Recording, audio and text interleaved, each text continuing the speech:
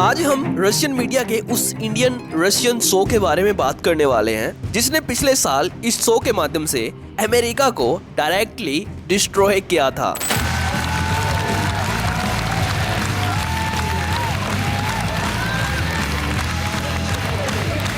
Театр имени меня, Аля Кокушкина, Алексей Шальнов, Илья Берег, Влад Соломка. Аплодисменты!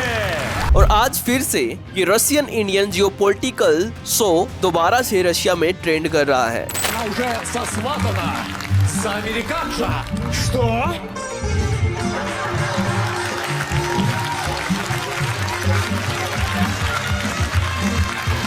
Putin की भारत यात्रा के कारण पिछले साल रशियन मीडिया ने इंडिया और रशिया के तगड़े जियोपॉलिटिकल रिलेशंस को दिखाने के लिए ये शो बनाया था, जिसका नाम रशियन मीडिया ने दिया था इंडियन पॉलिटिकल थ्रिलर, यानी भारतीय राजनीतिक रहस्य और रोमांच, जो अब रशियन मीडिया के द्वारा रीपोस्ट किया जा रहा है। तो रशिया ने अपने इस इंडियन रशियन शो में भारत को एक भारतीय हिंदू महिला के रूप में दिखाया है और कैसे भारत अपनी जरूरतों और अपनी पॉलिटिकल स्ट्रेटेजी के अनुसार रशिया और अमेरिका के साथ रिलेशन रखता है। इस चीज को रशिया के इस कॉमेडी शो में समझाने के लिए भारत की शादी यानी कि इस हिंदू महिला की शादी करने की इच्छा कभी रशिया और कभी अमेरिका से दिखाई गई है, यानी कि भारत यहाँ पर इस हिंदू महिला का नाम रखा गया है। यहाँ पर आपको ये थोड़ा सा अटपटा लगेगा कि मैं क्या बोल रहा हूँ, लेकिन रशिया के इस कॉमेडी शो में भारत को एज इट इज ऐसा ही दिखाया गया है। ये पूरी कॉमेडी ऑब्वियसली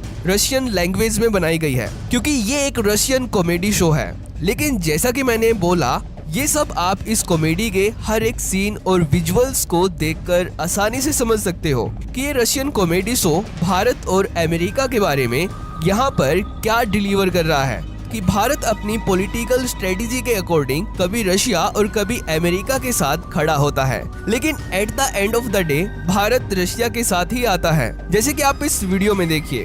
Обожаю равноправие! Свободны? Так вот какой ты америкач. Я думал, он индус, а он пиндус. Тебе здесь не рады, мать твою.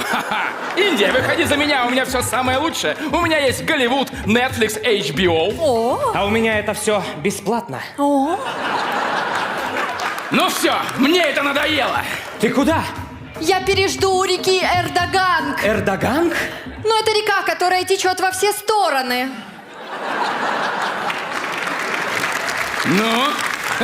Илон Маск, он скоро полетит на Марс. Ого. А у меня Катя Лель, она уже там была. У меня есть... Дональдс. А у меня вкусная точка. Точка. Хоть... Тесла, это электромобиль. А у меня электробус. Это электробус. У меня есть Макдональдс. Кому-то это название понравилось. Ну все, мне это надоело. Ты куда? Я пережду у реки Эрдоганг. Эрдоганг? कि जब अमेरिका और रशिया भारत को अपनी अलग अलग पावर शो करते हैं तो तब भारत अपनी इच्छा के अनुसार कभी रशिया से शादी करने के लिए तैयार होती है और कभी अमेरिका से शादी करने के लिए तैयार होती है, जैसे कि इस सीन में दिखाया गया है। अगर आपको इस सीन से कुछ भी समझ में नहीं आ रहा तो मैं आपको बता दूं कि जब भारत रशिया से शादी करने के लिए तैयार हो रही थी तभी एक रशियन यहाँ पर अमेरिका को रिप्रेजेंट करने के लिए आता है और भारत और रशिया को अपनी पावर्स के बारे में बताने लग जाता है, यानी कि अमेरिका भारत और रशिया को अपनी पावर्स दिखाने लग जाता है कि भारत को अमेरिका के साथ शादी क्यों करनी चाहिए। जैसे कि अमेरिका यहाँ पर एंट्री करता है तो तुरंत ये भारत को सीधा यहाँ पर कहने लग जाता है कि भारत मुझसे शादी करो, मेरे पास सूरज है, मेरे पास अच्छा नेटफ्लिक्स है, मेरे पास इलोन मस्क है, वह जल्द ही मंगल ग्रह पर उड़ान भरेंगे, इलोन पहले से ही वहां पर पहुंच चुके हैं, मेरे पास टेस्ला है, यह एक इलेक्ट्रिक कार है, और मेरे पास एक इलेक्ट्रिक बस है, और मेरे पास मैकडोनल्ड है। Голливуд, Netflix, HBO. А у меня это все бесплатно. У меня есть Илон Маск, он скоро полетит на Марс. А у меня Катя Лель, она уже там была. У меня... मेरे पास रशिया से बहुत ही ज्यादा है जिसको रशिया कभी भी जुटा नहीं पाएगा, तो इसलिए आपको मुझसे शादी करनी चाहिए। लेकिन जैसे जैसे अमेरिका भारत को अपनी पावर्स के बारे में बताता है, तो वैसे वैसे ही रशिया भी भारत को अपनी पावर्स के बारे में बताता है कि मेरे पास भी अमेरिका से कई गुना ज्यादा चीजें हैं, इसलिए आपको अमेरिका के पास नहीं बल्कि मेरे पास आना चाहिए, यानी कि रशिया के पास आना चाहिए और शादी कर लेनी चाहिए। पर आखिर में भारत रशिया के पास आती हुई दिखाई गई है, लेकिन अचानक से यहाँ से भारत भाग जाती है और अमेरिका और रशिया आपस में लड़ते हुए दिखाए गए हैं। Ты меня, наверное, немножечко очень сильно не расслышал. Еще один шаг, еще один, и тебе не поздоровится. Ну все. यानी कि भारत की पॉलिटिकल स्ट्रेटेजी के कारण कैसे रूस और अमेरिका आपस में लड़ते रहते हैं, ऐसा यहाँ पर दिखाने की कोशिश की गई है। और जब ये सब चल रहा था, तब अचानक से रशिया और अमेरिका के बीच अचानक से चाइना अपना सैटेलाइट बैलून लेकर आता है, जिसको देखकर अमेरिका डर जाता है। Что за звук? А! Что это? Это что такое? Дайте мне неделю, и я подумаю, что это такое. Ё-моё, что это? Ай! Это был наш друг Китач. А что он нам сделал, что мы друзья? Он ничего нам не сделал, поэтому мы и друзья. Ладно, ступай, Белораш. Люди не могут уже без твоего трикотач. Ну что это такое? Ё-моё, что это? Ай!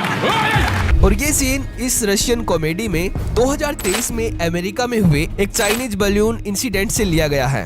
यानी कि 28 जनवरी से 4 फरवरी 2023 तक चीन से निकला एक high altitude balloon Alaska, western Canada और संयुक्त राज्य अमेरिका सहित North American air space region में उड़ाया गया था। और 4 फरवरी को अमेरिकी वायुसेना ने साउथ कैरोलिना के तट के पास यूएस टेरिटोरियल वाटर्स में चाइना के इस बलून को शूट कर दिया गया था, क्योंकि चाइना ने सैटेलाइट बलून अमेरिका में जासूसी करने के लिए भेजा था, जिसमें कई सारे सफाई इक्विपमेंट लगे हुए थे। और इस सैटेलाइट बलून की डायरेक्शन चेंज करने के लिए चाइना ने इसमें एक प्रोपेलर भी लगाया था, जो इस सैटेलाइट बलून की अपनी मर्जी से डायरेक्शन चेंज कर सकता था अमेरिका के किसी भी रीजन में। तो इस रशियन कॉमेडी में ये सीन अमेरिका में हुए चाइनीज बलून इंसिडेंट से लिया गया था। लेकिन यहाँ पर अब प्रश्न ये उठता है कि रशियन कॉमेडी शो हिंदू और अमेरिका की इस पॉलिटिकल कॉमेडी पर फोकस क्यों कर रहा है? तो इसका सीधा सा आंसर है कि रशिया और अमेरिका में बढ़ती हिंदू आइडियोलॉजी।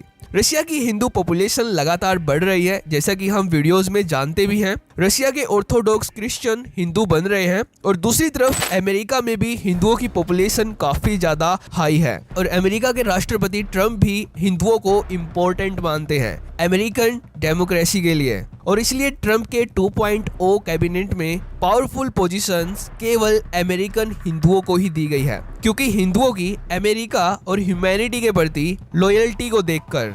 और अगर आप रशिया के इस कॉमेडी शो के कमेंट्स पढ़ोगे तो आपको पता चलेगा कि कैसे रशियन भारत और हिंदुओं को बहुत ही पॉजिटिव ले रहे हैं कि अमेरिका के पास कुछ भी हो, लेकिन at the end of the day Bharat Russia के पास ही आता है और रशिया भारत के पास ही जाता है। तो ये थी रशिया की हिंदुओं और अमेरिका पर पॉलिटिकल कॉमेडी। अगर आपको ये वीडियो पसंद आई हो तो इसको अपने रिलेटिव्स के साथ शेयर कर देना। और अगर आपको हमारा काम पसंद आता है तो हमें आपका समर्थन देने के लिए इस चैनल को सब्सक्राइब भी कर लेना। तो थैंक्स फॉर वॉचिंग।